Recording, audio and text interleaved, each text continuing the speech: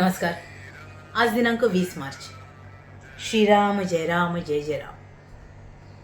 माझे मीपण हेच दुःखाला कारण. नमस्कार. आज दिनांक 20 मार्च. श्रीराम जय राम जय जय राम. माझे मीपण हेच दुःखाला कारण. भीतीनं बाळगावी चित्ती, रक्षण करणारा आहे रघुपती.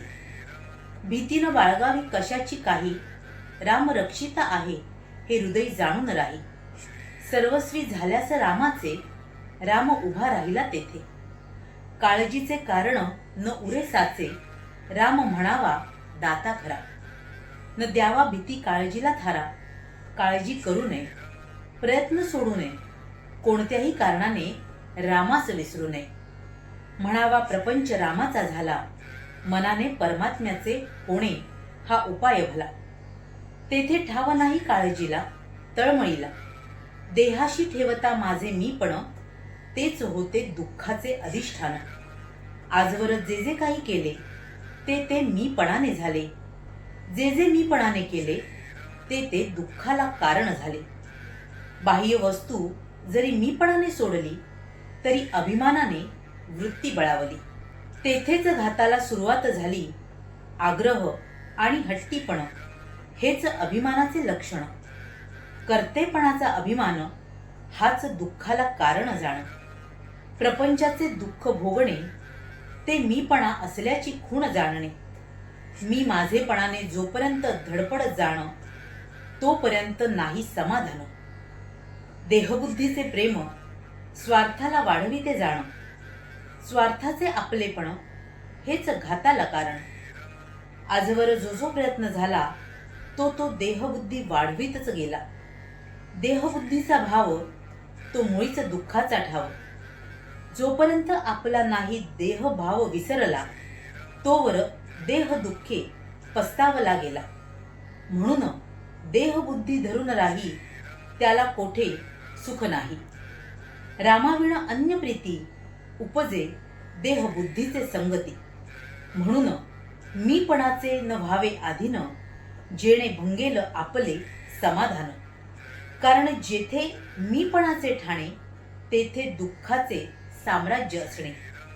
पाप पुण्याची भीती ही देहबुद्धीचीच संगती. वासनेत जीव गुंतला, कष्टी फार फार झाला. आजवर वासनापोटी धरून राहिला, आपल्या हिताला नागवला. नदी जशी अखंड वाहते, वासना तशी सारखी वाहते. वासना भोगाने कमी होत नाही, त्यागाने नाहीशी होत नाही. आपण देहधारी, देह दुःख न सोसावे क्षणभरी. ज्याला म्हणावे मी माझे, त्यावर माझी सत्ता न गाजे. माझे इच्छेने माझे मलाच ठेवता येत नाही. जगाने माझे इच्छेने वागावे हे म्हणणे खरे नाही. सर्व काही देता येते दान, पण उर्वरित राहतो अभिमान. कर्तेपणाचा अभिमान हेच भगवंताच्या आड मुख्य जाण. म्हणून माझे मीपण हेच दुःखाला कारण. रामाचे होण्याने होईल निवारण. सर्व बंधनांचे दुःखाचे कारण, कर्माचा करता मी होणे जाण. श्रीराम जय राम जय जय राम.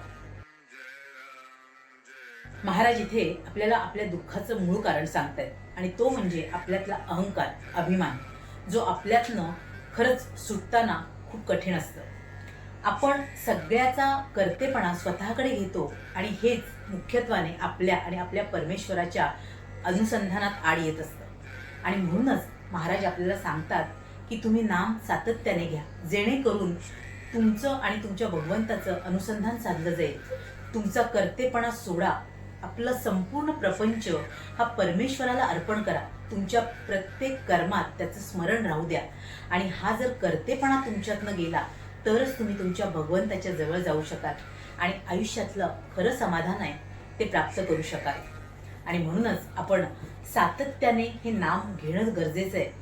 तरच आपल्या विषय वासनातून आपल्याला सुटता येईल, त्यातून दूर होता येईल आणि भगवंताच्या जवळ जाता येईल. तेव्हा आपण आपल्या गुरूंना हीच प्रार्थना करूया की या विषयांपासून मला दूर न्या, सातत्याने माझ्या परमेश्वराचं नाम माझ्या मुखी राहू द्या, जेणेकरून माझ्या आयुष्यात आनंदी आनंद येईल.